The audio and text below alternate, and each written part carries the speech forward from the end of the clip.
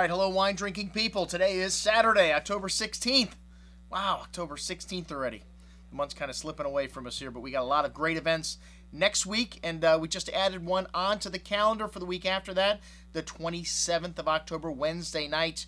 We're going to have Plumpjack and Cade Winery at Cafe Max, one of the hot, cultish type wineries from Napa Valley. Plumpjack, another magic name, in Oakville Winery, making outstanding Cabernet Sauvignon. The Chardonnays are pretty good too, and we're going to have their new property up on Howell Mountain, so check that out. The menu's already listed up on our website. But what have I got to sell you today? All right, well today, you guys know how much I love the Piedmont. It's one of my favorite areas on God's green earth. And the 2006 vintage, maybe you've heard me say something about this before, an outstanding vintage. And what does vintage mean in the Piedmont? This is an area that has had just one outstanding vintage after another. I always tell people it means when you should drink the wine. And hey, we just did a tasting with La Spinetta. You know what? The favorite wine, well, the one we sold the most of, which is really what matters, was the 2002 La Spinetta Barbaresco. That's right, folks.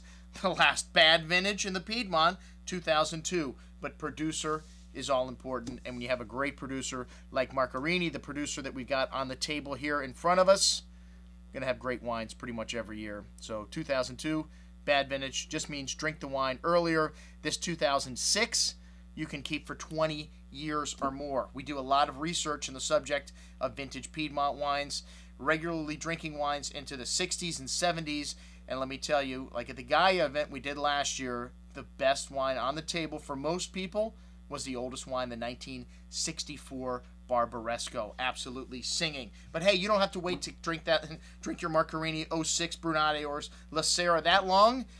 You know, these wines do go through a stage when they're young where they're very appealing to drink. I just had this 06 Brunate a few months ago, and drinking beautiful. I would not mind opening up a bottle or two when this wine gets in next week. Anyways, Brunate, a very famous vineyard. They've known since the 14th century of how great the wines from this area are from, so it's nothing new. And the Marcarini family have a rather large holding here in the Brunate region. They've been labeling Barolo Brunate since 1958. This wine has got just an incredible bouquet.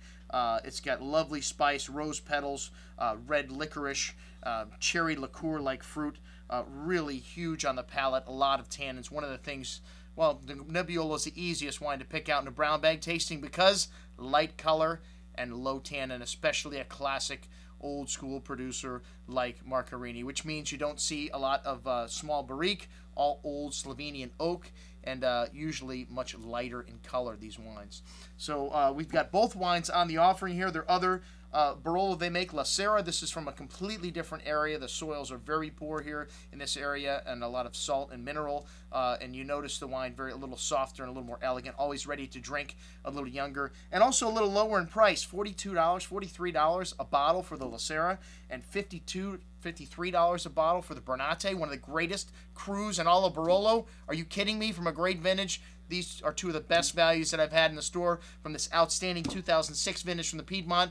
Check it out on today's email. I'm your host, Andrew Lampasone, signing off for the Wine Watch, saying remember, always drink the good stuff first.